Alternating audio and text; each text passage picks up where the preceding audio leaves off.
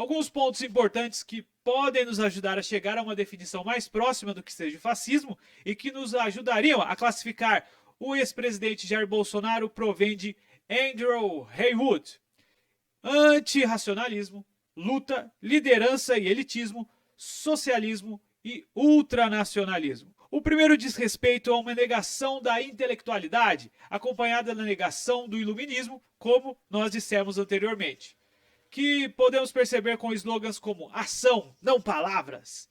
Tal concepção se põe na prática ao percebermos que a vida intelectual foi desvalorizada e até desprezada, substituída por uma valorização da alma, das emoções, dos instintos. A rejeição ao iluminismo traz um caráter bastante negativo ao fascismo, imprimindo a negação e expressando raramente o que realmente apoiam. Mas não se resume a isso.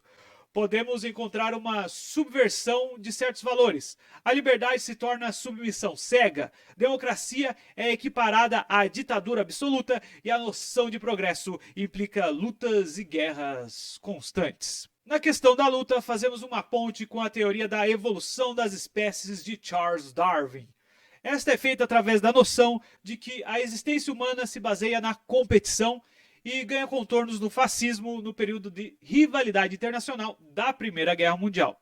Segundo Mussolini, a guerra é para os homens o que a maternidade é para as mulheres. Então, indo na contramão de valores humanistas, força vira sinônimo de bondade, fraqueza vira sinônimo de maldade.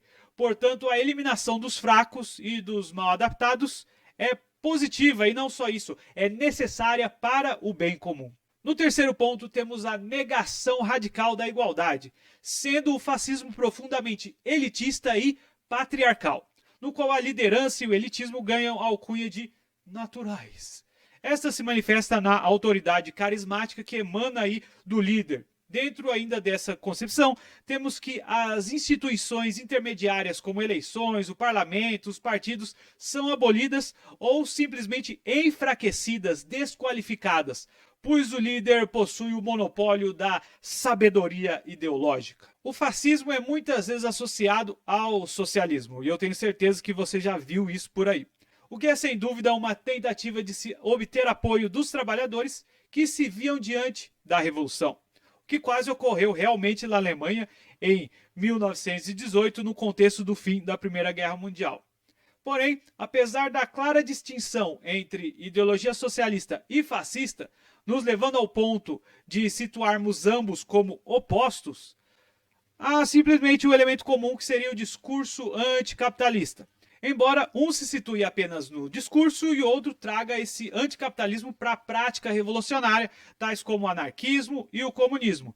No fascismo, esse anticapitalismo se faz sob a ótica de subornar as grandes corporações aos interesses do Estado, ao mesmo tempo em que substitui a gestão do Estado pela gestão da iniciativa privada, diminuindo impostos e favorecendo o desenvolvimento industrial. Tudo no Estado, nada contra o Estado e nada fora do Estado, como dizia Mussolini. Além disso, dentro da questão econômica, as privatizações ocorridas durante os governos abertamente fascistas seguem em direção ao corporativismo, indo contra noções de entreguismo, isto é, contra o imperialismo dos outros países. Em um exemplo, temos a Alemanha, aliada de sua burguesia nacional, com vistas às riquezas dos grandes banqueiros judeus que trariam grandes lucros para uma enormidade de grandes empresas, tais como BMW, Fiat, IG Farben, que se tornou a Bayer, Volkswagen, Siemens, IBM, Chase Bank, Allianz, entre outros grupos de mídia, que financiaram esses regimes com o objetivo de frear o avanço do socialismo soviético na Europa.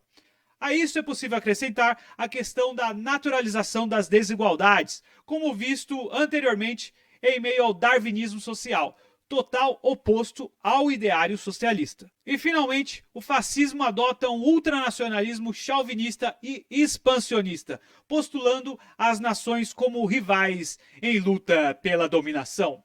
Ao contrário de estimular simplesmente um patriotismo, é estabelecida uma perspectiva de degeneração nacional e o renascimento do orgulho nacional.